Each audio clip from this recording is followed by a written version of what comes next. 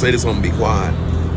The sun metabolizes things. If you have like a lighter skin or a golder skin, the sun can shine through your skin and metabolize what you eat. So it actually helps you maintain a certain, you know what I'm saying? But when your skin get real dark, if you don't get out there and exercise, then the sun won't be able to get through, and you won't burn those calories. So you got to get out there, and you got to kind of move. Like when you have like a lighter skin, you ain't really got to do that much. The sun shines through your skin. It'll shine through your skin and metabolize a lot of the stuff for you. You know, the sun processes stuff. That's where gold comes from in the earth. It comes from, like, you know, the sun shining on the earth and the heat and the pressure to heat it up, and it causes certain elements to form due to certain ionic combinations and molecular, you know what I'm saying, combinations that work well under certain temperatures. Some in the presence of sunlight, some in the absence of sunlight.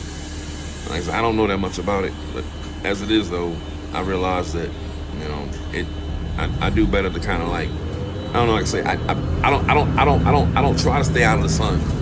I get darker in the sun, but it's not good. So it's almost like if I want to maintain a certain metabolism, I gotta kind of stay out of the sun, because the initial phases of me being in the sun are good. But once I'm out there too much, then my skin gets dark, and that causes me to lose the metabolic effect of the sun on me. The sun can help me do, the sun in the sky can help me do what I can't do for myself.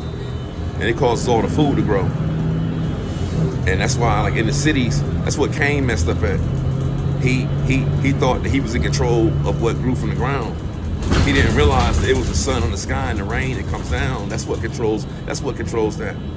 So when the Bible said, you know, he said, I shall be hid from, you know what I'm saying, from your face. Psalms 84:11 said the Lord God is the sun and shield. It's the actual sun in the sky. To a certain degree, it's like it's the eye in the sky watching you.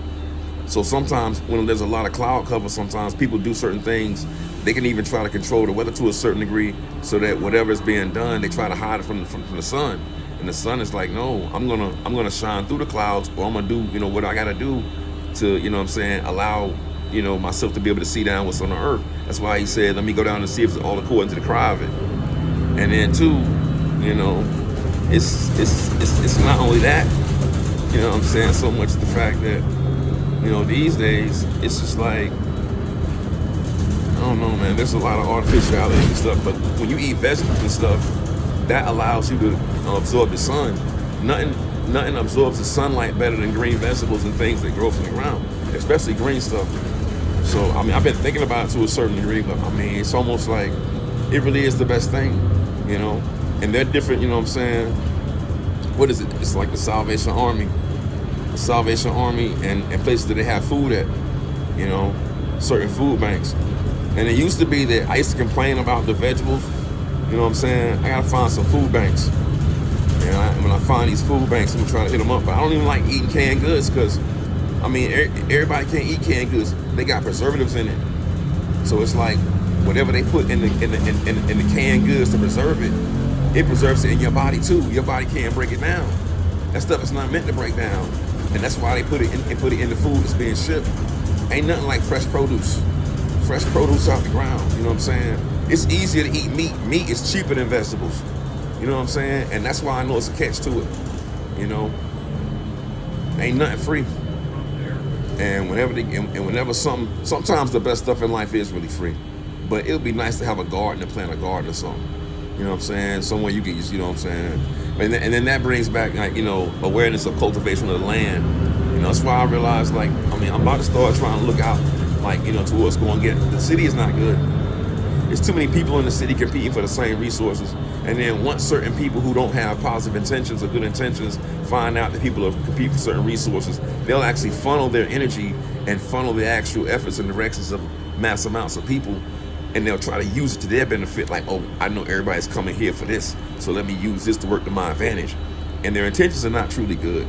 And like I say, it's almost like when you making money off of something that's free, it's almost like, well, ain't nothing free, but it's almost like the land, you know what I'm saying? It's like, they're not in control, because you own the land and what grows on the land, it just means that you control who comes to get certain things, but it's still not up to you.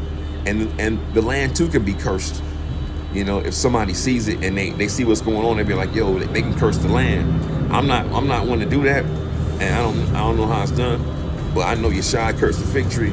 So it's almost like saying, if you're not gonna bear fruit, and people get upset with you. But in these days and times, it's hard to have children. You know what I'm saying? Because it takes so much to feed them. So to a certain degree, if you lived on a farm, your children would be your farm hands. They'd be your servants. They would help you. You know what I'm saying? But nobody ever got that 40 acres and a mule. But they did give you a chance to get to the city, and that was a pathway to hell, because it ain't nothing in the city. All the palmetto bugs used to be, well, the roaches used to be palmetto bugs, but then they start eating meat, and they start mutating because they put chemicals in the meat. When they put those chemicals in the meat, it started mutating the roaches. So if it mutate the roaches, what'll it do to you if you eat it? If you eat the meat, the same meat that mutates the palmetto bugs and the roaches, then what'll it do to you? You'll turn to a roach too. Peace, peace.